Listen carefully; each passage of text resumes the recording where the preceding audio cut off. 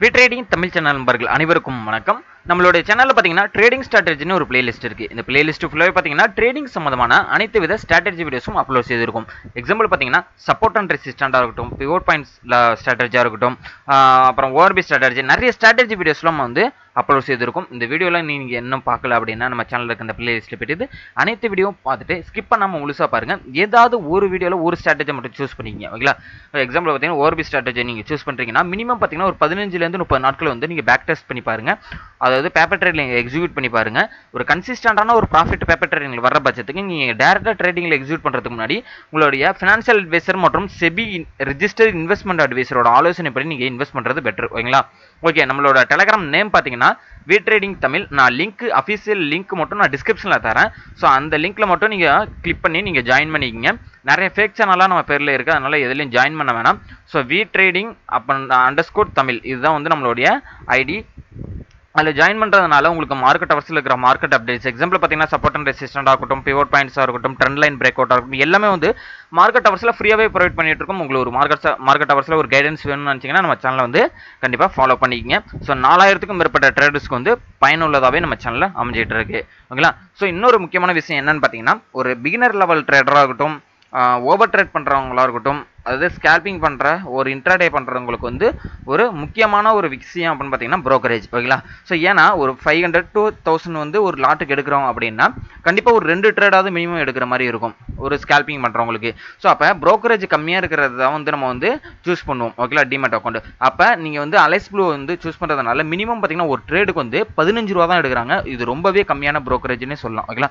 So நம்ம link மூலியமாக நீங்கள் ஓப்பன் பண்ணுறதுனால 15 நிமிஷத்தில் அக்கௌண்ட் ஆக்டிவேட் பண்ணி தந்துடுறாங்க. நான் லிங்க் நான் டிஸ்கிரிப்ஷனில் தரேன், மறக்காம கிளிக் பண்ணி விருப்பம் இருக்கிறவங்க ஜாயின் பண்ணிக்கங்க. ஓகேங்களா? ஓகே, இப்போ நிஃப்டி அண்ட் பேங்க் நிஃப்டியோட லெவல்ஸ் எல்லாமே டெய்லி பார்த்துட்டு இருக்கோம். அப்படி இருக்கும்போது இன்னைக்கு வந்து எப்படி ஒர்க் ஆயிருந்தது? ஸோ நம்ம நேற்று லெவல் கொடுக்கலாம், நம்ம பட் வந்து குரூப்பில் வந்து நம்ம வந்து மார்க்கெட் ஹவர்ஸ்லேயே கொடுத்துட்டோம். ஓகேங்களா? சரி, ஓகே. இன்னைக்கு நம்ம கொடுத்த ரெசிஸ்டன்ஸ் சப்போர்ட் எல்லாத்துக்கும் பர்ஃபெக்டாக ஒர்க் ஆயிருந்தது. கிட்டத்தட்ட நம்மளோட 15 மினிட் கேண்டிலுக்கு என்ன பண்ணியிருக்கு, ரெசிஸ்டன்ட் எடுத்தது. இந்த இடத்துல ஒரு ட்ரெண்ட் லைன் வந்து நம்ம வந்து போட்டிருந்தோம். ஓகேங்களா? இந்த ட்ரெண்ட் லைனை வந்து எக்ஸாக்டாக வந்து என்ன பண்ணியிருக்கு, ரீட்ரஸ் பண்ணிட்டு நல்லா பாருங்க, இந்த இடத்துல இந்த ட்ரெண்ட் லைனை வந்து பிரேக் அவுட் பண்ணதுக்கு ரீட்ரஸ் பண்ணிட்டு எகைன் வந்து அழகாக வந்து மூவ் ஆகிருக்கு. ஓகேங்களா?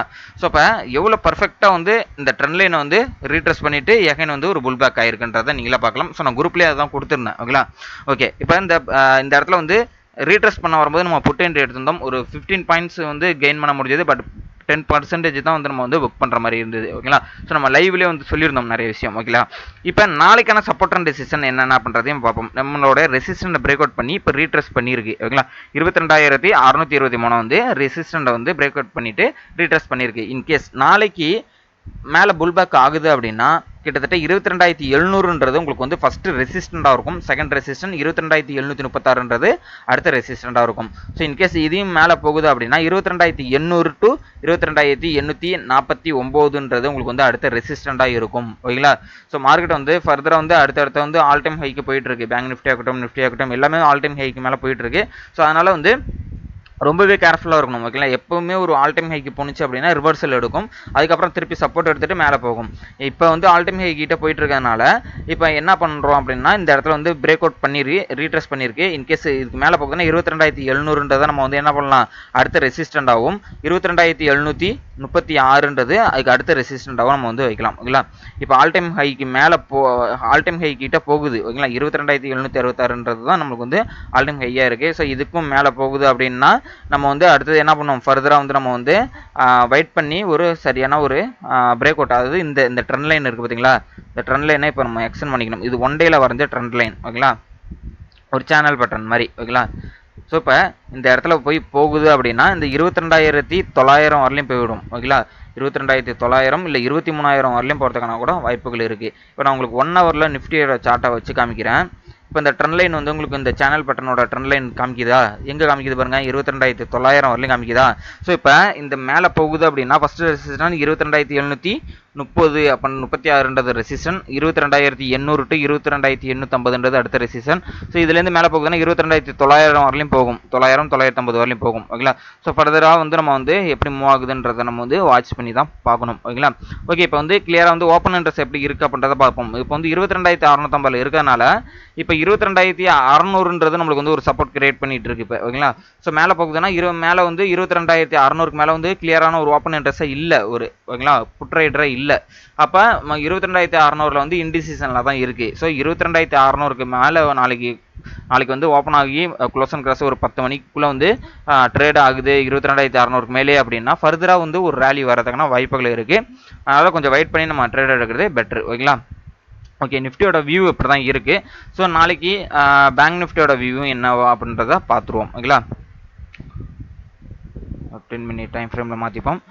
ஸோ பேங்க் நிஃப்டியை பொறுத்தளவுக்கு இன்றைக்கி நல்ல ஒரு ரேலி. இன்றைக்கி எப்படி நிஃப்டி மூவ் ஆனிச்சோ அதே மாதிரி இந்த இடத்துல பாருங்கள், கிட்டத்தட்ட வந்து நல்லாவே வந்து ஒரு இந்த இடத்துலையும் வந்து ட்ரெண்ட் லைன் தான். ஓகேங்களா. நம்ம எப்படி நிஃப்டியில் ட்ரெண்ட் லைன் வரைஞ்சோமோ அதே மாதிரி இதில் ஒரு ட்ரெண்ட் லைன் வரைஞ்சிங்க அப்படின்னா கரெக்டாக வந்து என்ன பண்ணியிருக்கு, ரீட்ரெஸ் பண்ணிவிட்டு அழகாக அதுக்கப்புறம் என்ன பண்ணியிருக்கு, மேலே போயிருக்கு. அது எது வரலைன்னு பாருங்களேன், நம்ம ஒரு ரெசிஸ்டன்ட் வரலையும் போயிருக்கு.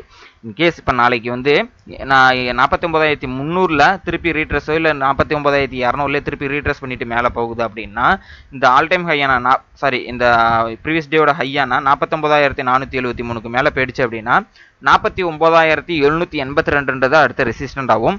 49,950 அப்புறம் 50,000ன்றது நம்மளுக்கு அடுத்த ரெசிஸ்டண்ட்டாகவும் இருக்கும். ஸோ 50,000க்கு மேலே போகுதுன்னா 50,174ன்ற ஆல் டைம் ஹைக்கு மேலே போயிடும். ஓகேங்களா. உங்களுக்கு 1 ஹவரில் வச்சு காமிக்கிறேன். ஸோ 1 ஹவரில் நல்ல ஒரு புல்லிஸ் இருக்குது. ஓகேங்களா. 1 ஹவரில் வந்து ஆல் டைம் ஹைக்கு மேலே போகுது. நல்ல பேங்க் நிஃப்டி வந்து ஒரு புல்லி சென்டிமெண்ட்டில் இருக்குது இப்போ. ஓகேங்களா. ஸோ இப்போ இந்த 49,473க்கு மேலே போயிடுச்சுன்னா கண்டிப்பாக 50,000 போகிறதுக்கான வாய்ப்புகள் இருக்குது பேங்க் நிஃப்டியை பொறுத்தளவுக்கு. ஓகேங்களா. ஸோ எலெக்ஷன் ரிசல்ட்டுக்குள்ளே வந்து அவங்க வந்து 50,000க்கு மேலே கொண்டு போயிடுவாங்கன்றது தான் வந்து எதிர்பார்ப்பாக இருக்குன்னு நினைக்கிறேன். ஸோ அதனால் வந்து நாளைக்கு வந்து எப்படி இருக்குது அப்படின்றத பேங்க் நிஃப்டி வந்து ஓப்பன் ஆனோன்னா எப்படி இருக்குன்றதை பார்த்துட்டு தான் நம்ம வந்து இது பண்ண முடியும். அதே மாதிரி பார்த்தீங்கன்னா இப்போ சப்போர்ட்டு அப்படின்னு பார்த்தீங்கன்னா ரெசிஸ்டன்ட் பார்த்தீங்கன்னா 49,782 ரெசிஸ்டன்ட், 49,950 அப்புறம் 50,000ன்றது தான் அடுத்த ரெசிஸ்டன்ட். அதுமாதிரி சப்போர்ட்னு பார்த்தீங்கன்னா 49,214ன்றது சப்போர்ட்டாக எடுத்துக்கலாம். ஓகேங்களா. இதை இன்னும் கொஞ்சம் எப்படி மாற்றிப்போம்.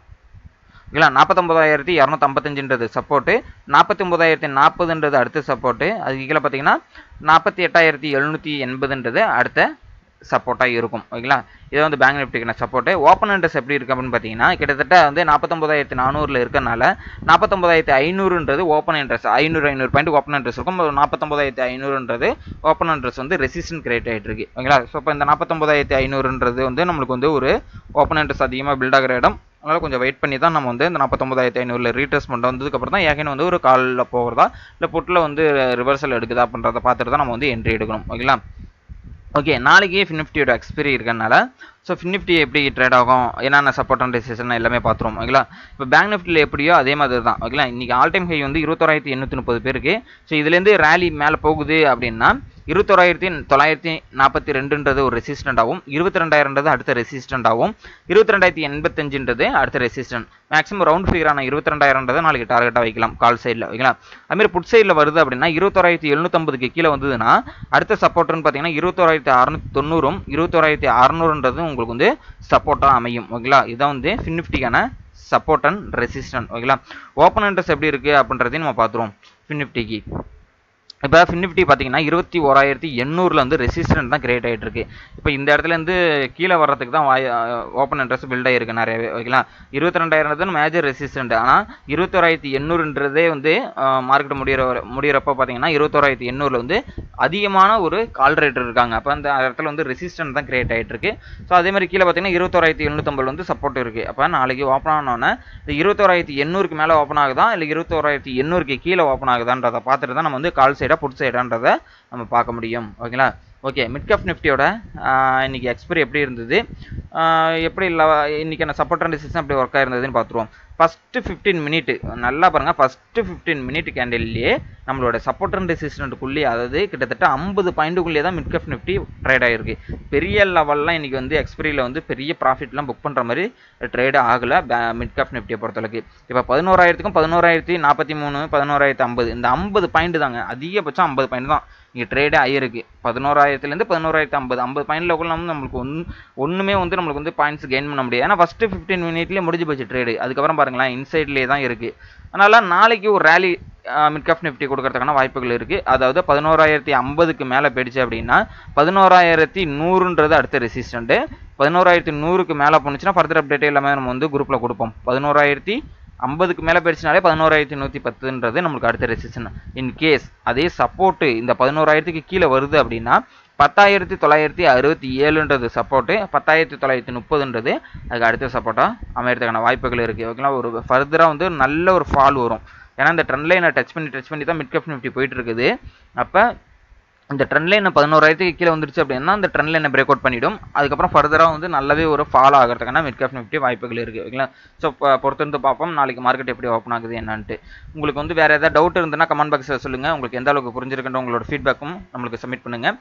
ஃபர்தர் அப்டேட் எல்லாமே வந்து நம்ம டெலகிராம் குரூப்பில் தான் கொடுக்கறனால டெலகிராம் குரூப்பில் ஜாயின் பண்ணிக்கிங்க. உங்களோட ஃப்ரெண்ட்ஸ் யாராவது ட்ரேட் பண்ணிட்டு இருக்காங்களா நம்மளோட குரூப்பை ரெக்கமெண்ட் பண்ணிவிடுங்க, லிங்கை ஷேர் பண்ணிவிடுங்க. தேங்க்யூ நம்பா.